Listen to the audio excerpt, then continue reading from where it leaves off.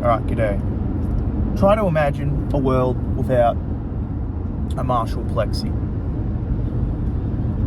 Boring. Without the Marshall Plexi, we wouldn't have microwave dinner, dinosaurs,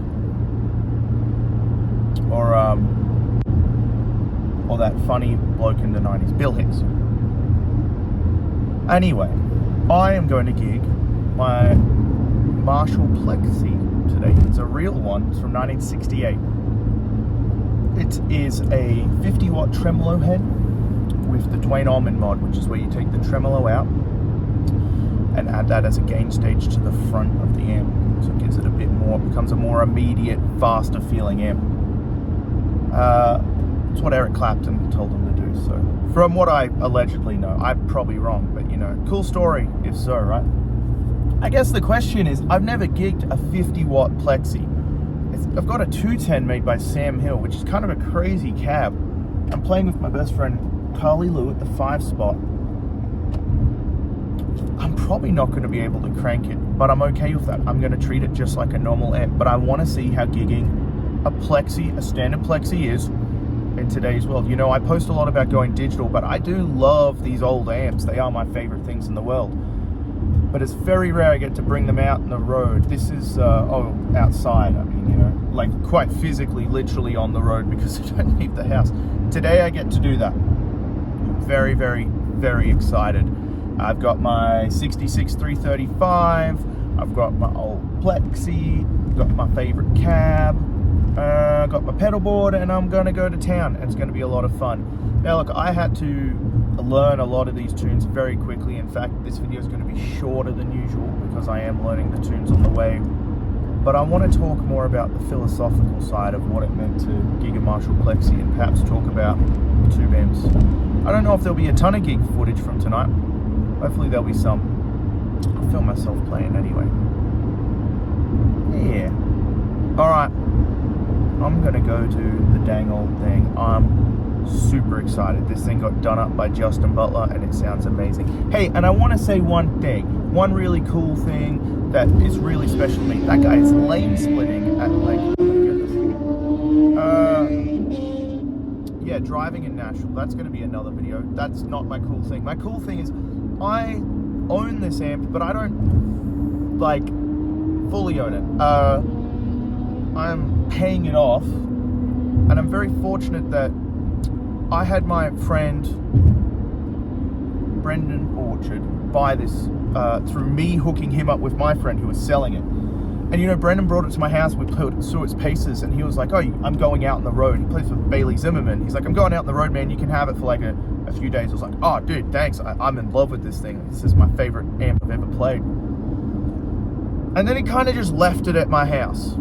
And about 4 months later, I was like, all right, what's going on? Let's talk. I was like, I can't afford it. You're not obsessed with having it. And he goes, well, take it and just pay me when you can. And I'm very thankful, Brendan, for that. That's a really cool thing. And I've done similar things for people. And I'm really fortunate that my friend has allowed me to do that so I can get a piece of gear that means a lot. Because he could have just taken the money elsewhere and run with it. But I've done that with some vintage pieces and some other stuff when it's just like, hey man, you clearly need this and want this more than I do, and you can tell someone's going to cherish and love it. Give them the deal and let them pay it off. Thank you, Brendan. I'm still like in shock and awe. What a dude. Also, just the most kind soul and one of the best players I've heard. Like, not afraid to open up emotionally and to put it out there and say, this is who I am and this is what I do, and lay it all on the table and then go perform and lay waste to the stage, man. Some cats, me, don't know how to perform and do the jump around thing. He's got it down, man. Like that cat owns the Zimmerman stage, I'm telling you. Absolute beast. He's been there from the beginning, and they're touring the world, man. They're playing stadiums. It's sick. Brendan, I love you. You're a legend. And maybe I'll let you know you're in this video. Maybe he'll just stumble across it. I'm so happy. All right, I'm gonna go gig this Plexi. I'll hopefully get some gig footage. If not, you'll just have to hear about it.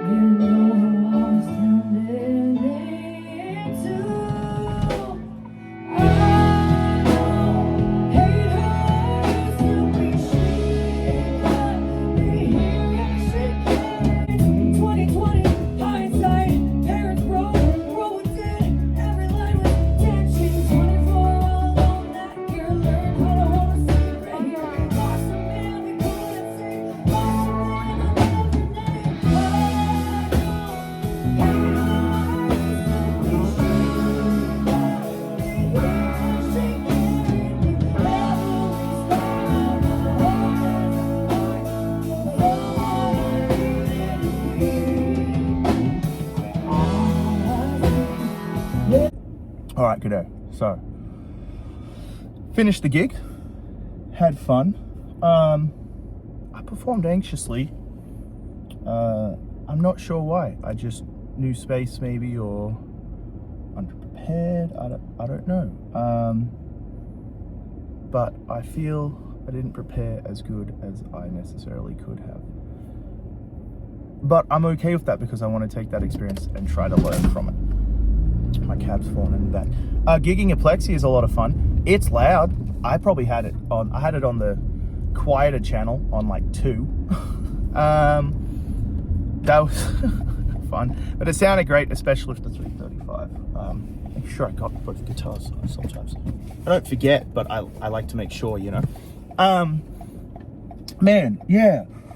The opening acts, Quinn and Avery Kern. Quinn was awesome. She wrote some really, really pretty and like beautiful music that meant something, especially the song talking about childhood. And she had this fantastic guitarist, Thomas. I didn't catch Thomas's last name. I didn't get your number. Sorry, mate.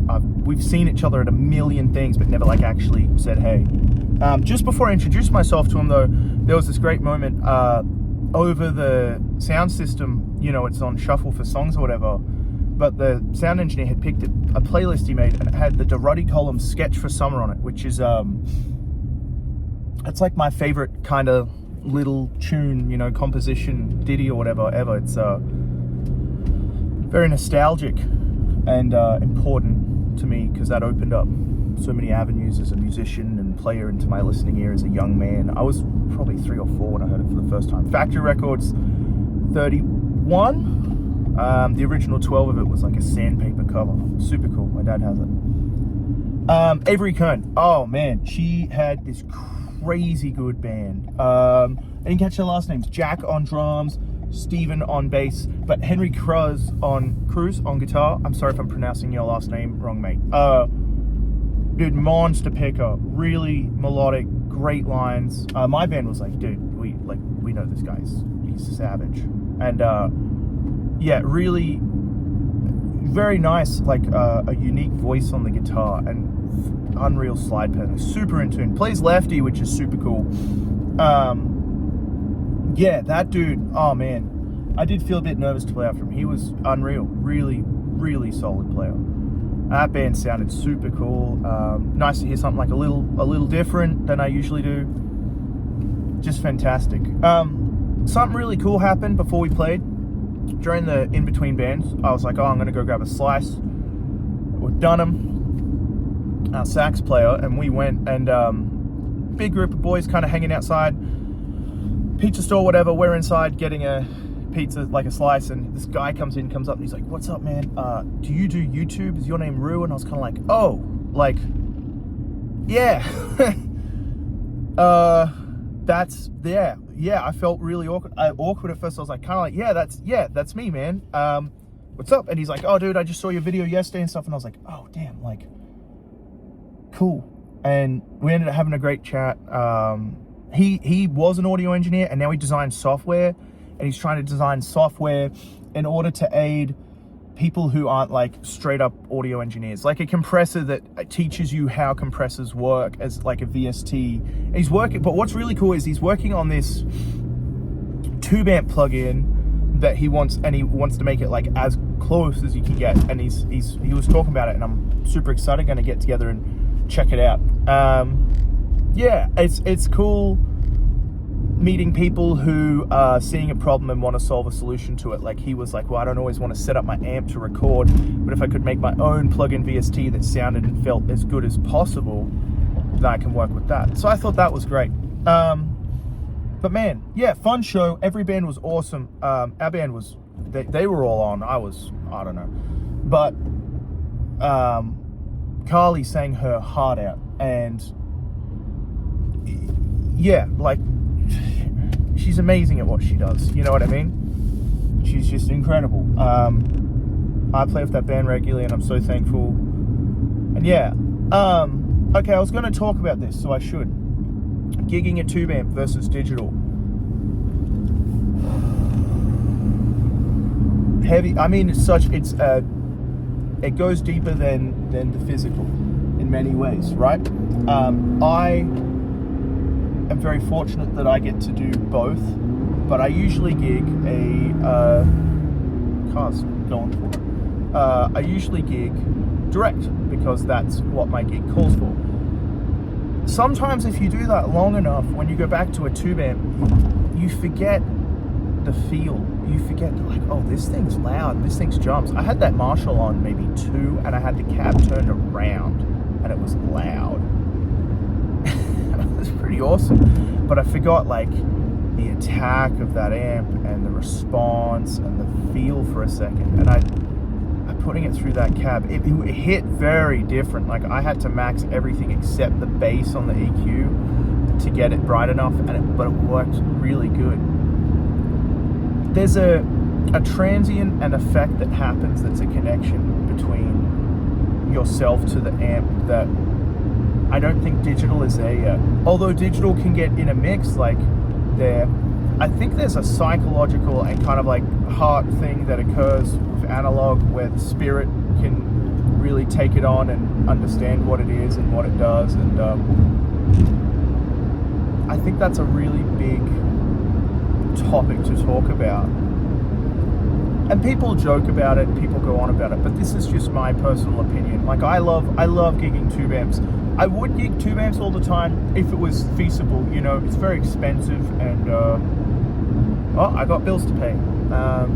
Got, you know, debt to sort. Like I got life that needs a little bit of living.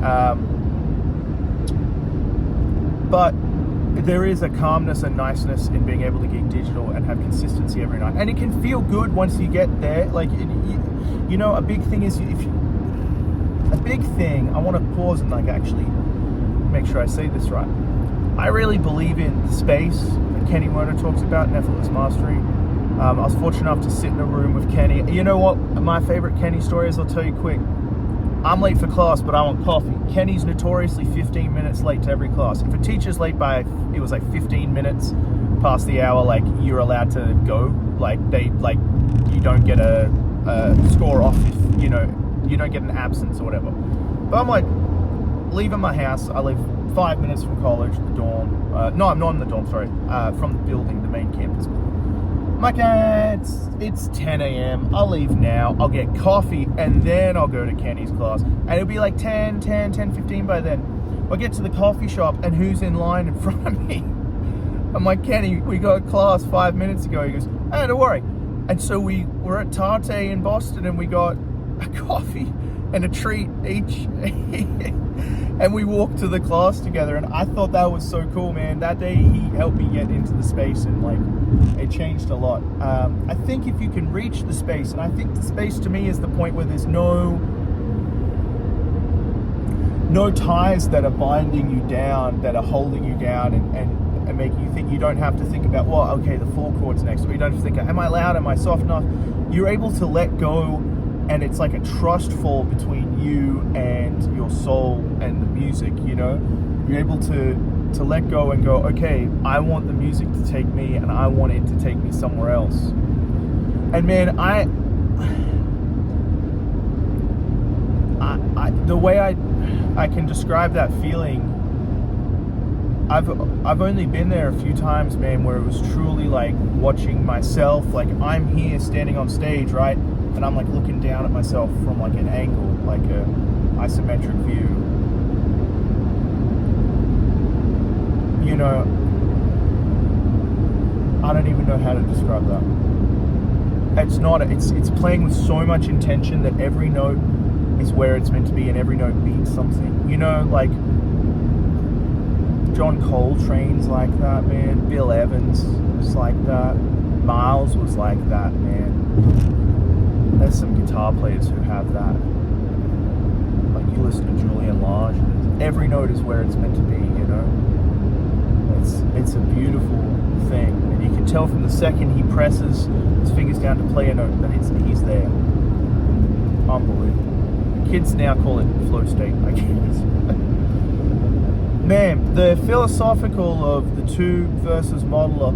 You know what? I don't want it to be tube versus modeler. None of that matters, man. If Steve Lukather was hired for the Ringo gig and they said, brother, we love you, but we can't afford to ship an amp to you gotta get an Axe Effects and we'll pay for it and use it.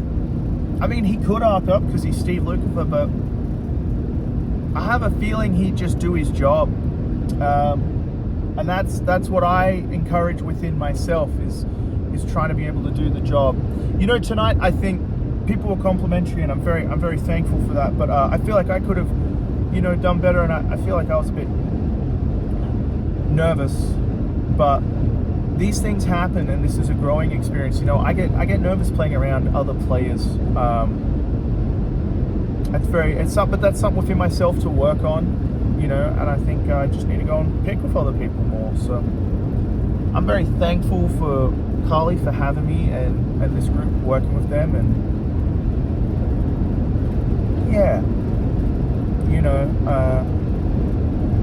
that's it. Anyway, gigging a Plexi, it rules. I want to do it all the time, if I'm honest. I probably should have some kind of attenuator, but that's a loud old truck. Oh, they're having a little racy race. That's no good. I probably should get an attenuator. If anyone knows what the one to get is, I would love to know. Not that I'll be getting it for a long time, but I do hope to get an attenuator. It'd probably just make life with a 50-watt Marshall that little bit easier, you know. Man, but that amp sounds so... It's just incredible. It's just such an incredibly beautiful amp. I'll have to make a video where I sit down. Maybe I'll plug it. I have like 4 different cabs I can use it with. That I just have these cabs on loan from a friend, and I could plug it into, like, I do have an old, very ratty, very bad Mesa cab from the 80s with a first year EVM 12L in it that I got that cab for like $50. It's open back. It's horrible and nasty, but like I'll plug into that and see how that goes. And then yeah, I got some Sam Hill cabs he was kind enough to let me on. He has my number 1 cab, my Mesa Thiel cab with a black shadow speaker in it, and he's kind of taking a look at it and see if maybe he can redesign it to something better, which would be that'd be cool. Anyway, that was a great show. I'm proud of this band. I'm proud of us. I'm proud of Carly. Everyone who was at the show was so nice and so friendly, and everyone was just great. And yeah, I look forward to the next one. I'm gonna go home and go to bed because last night I got 4 hours of sleep. I'll upload this. It'll be Sunday. Technically, it is Sunday. It's 12:35. I don't know. We'll see what happens. I think I'll do maybe a video on the number system. I don't know, maybe a video on that Marshall this week. Maybe a couple licks, Broadway licks. All right. Peace.